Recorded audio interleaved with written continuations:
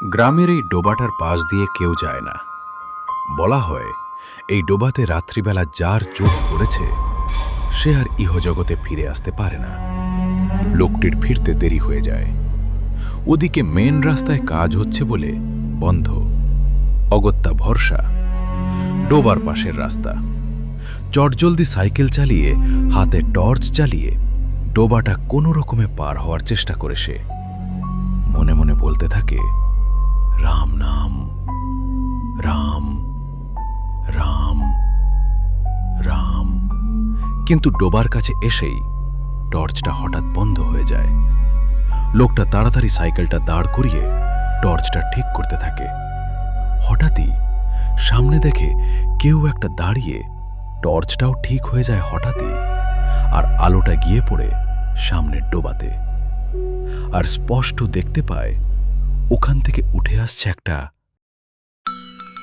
ঘড়ির কাঁটা পেরিয়েছে রাত 12টা।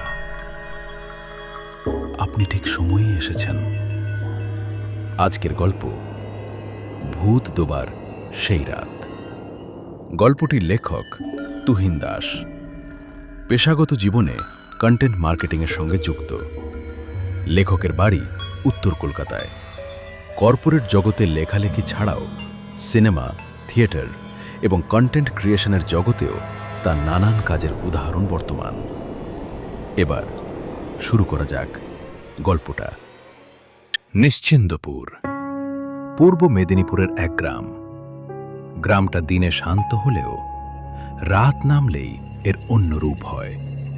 বিশেষ করে সেই ডোবা, লোকের মুখে যার নাম ভূত ডোবা। সন্ধ্যের বাস থেকে নেমে আসে নতুন পোস্টমাস্টার বিনয়। রাতেই বিনয় পৌঁছায় পোস্ট অফিসে। ভাঙাচোরা প্রায় পরিত্যক্ত একটা ঘর। সামনের দিকে অফিস আর পেছনে একটা ঘরে থাকার ব্যবস্থা। সরকারি চাকরি কি আর ছাড়া যায়? তাই অগত্যা এই গ্রামেই আসতে হয়েছে বিনয়কে। রাতে খুব খিদে পাওয়ায় বিনয় ভাবে বাইরে কোনো দোকান থেকে খেয়ে নেবে। সেটা ভাবা মাত্র বাইরে বেরোতে যাবে, এমন সময় দৌড়ে ভেতরে ঢুকে আসে উজ্জ্বল। এই অফিসের দেখাশোনা করে সে। ওর কথা আগের থেকেই জানত বিনয়। এসেই ভয়ে বলে ওঠে, এত রাতে বাইরে বেরোবেন না বাবু। রাত হলে এই জায়গাটা খারাপ হয়ে যায়। খারাপ মানে? চোর ডাকাতের ভয় আছে নাকি? না, তা নেই। তবে আমাদের এখানে একটা ডোবা আছে, ওটাকে আমরা ভূত ডোবা বলি। ওখানেই তো আমার বাবা, শুধু বাবার গামছা আর টর্চটা খুঁজে পেয়েছিলাম আমরা। শুধু মাথায় রাখবেন, ওই ডোবাটা এড়িয়ে চলবেন। বলে সে কিছু শুকনো রুটি আর তরকারি দিয়ে বেরিয়ে যায়। পরের দিন রবিবার। পোস্ট অফিস বন্ধ। বিনয়েরও ঘুম থেকে উঠতে বেশ বেলা হয়ে যায়। আরও একটু বিছানায় গড়িয়ে সে ভাবে একটু গ্রামটা ঘুরে দেখা যাক। পোস্ট অফিসের সামনেই একটা রাস্তা চলে যাচ্ছে স্টেশনের দিকে। উনি উল্টো দিকের রাস্তাটা ধরেন। বেশ কয়েকটা বাড়ি পেরোতেই ওর চোখে পড়ে ডোবাটা। থমকে যায় বিনয়। এই তো সেই ভূতডোবা গ্রামের লোকেদের মনে অনেক কুসংস্কার থাকে। কিছুই নেই এখানে। কি সুন্দর টলটলে জল। একটু বসেই দেখি। ডোবাটার আশপাশটা বেশ পরিষ্কার। একটু জঙ্গল বেড়ে যাওয়ায় বিনয়ের ভালোই হয়। একটু শুয়ে পড়ে, কিন্তু শুয়ে পড়তেই ওর চোখ লেগে আসে। চোখ যখন খোলে তখন দেখে সন্ধে নেমে গেছে। চোখটা খুলতেই বিনয় বুঝতে পারে এখানে সে একা নেই। ঘুমিয়ে পড়ার সময় কখন যেন ওর পাটা ডোবার জলে চলে গেছিল। যে ডোবার পাশ দিয়ে যাওয়া বারণ, সেখানে পা ডুবিয়ে ঘুমিয়ে পড়েছিল বিনয়। সেটা ভাবতেই গাটা এবার শিউরে ওঠে বিনয়ের। সঙ্গে সঙ্গে উঠে বসে, কিন্তু উঠতে গিয়ে দেখে ওর পাটাও আর তুলতে পারছে না, যেন কেউ সেটাকে আটকে ধরে রেখেছে। অন্ধকারে কিছু দেখতেও পায় না, কিন্তু ওর সারা গায়ে কাঁটা দিয়ে ওঠে। কোনো রকমে পকেট থেকে ফোন বের করে আলো জ্বালাতে ও চমকে ওঠে।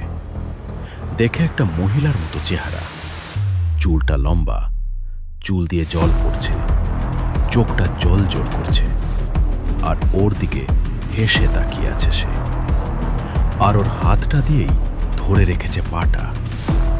ভেতর থেকে একটা চিৎকার বেরিয়ে আসে ওর।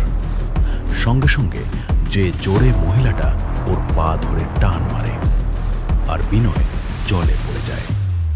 তখনই ওর মুখের ওপর একটা টর্চের আলো পড়ে। কে রে? কে ওখানে?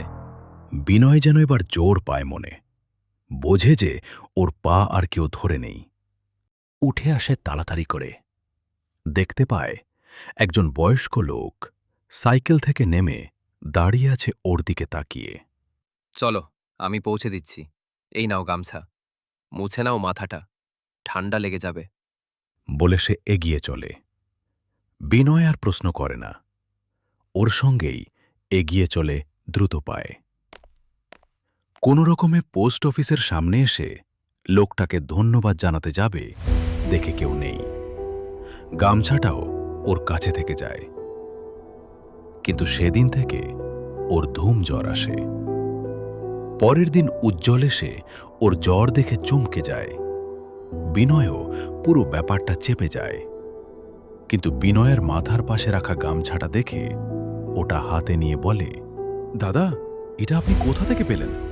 এটা তো আমার বাবার দেহ ওই ডোবার ধারেই এক রাতে। বলে সে আর কিছু বলতে পারে না, কেঁদে ওঠে। বিনয় চুপ করে থাকে। ওর কাছে সবটা পরিষ্কার হয়ে যায়। তক্ষুনি ও একটা চিঠি লেখে, যেখানে লেখা ও আর এই চাকরি করতে পারবে না। আজকের গল্প এখানেই শেষ। পরের গল্পের জন্য অপেক্ষা করতে হবে পরের সোমবার রাত 12টার পর অবধি। ততক্ষণে সাবস্ক্রাইব করুন এই চ্যানেলটি রাত 12টার পর, যেখানে প্রতি সপ্তাহে পাবেন লোমহর্ষক ভূতের কাহিনী।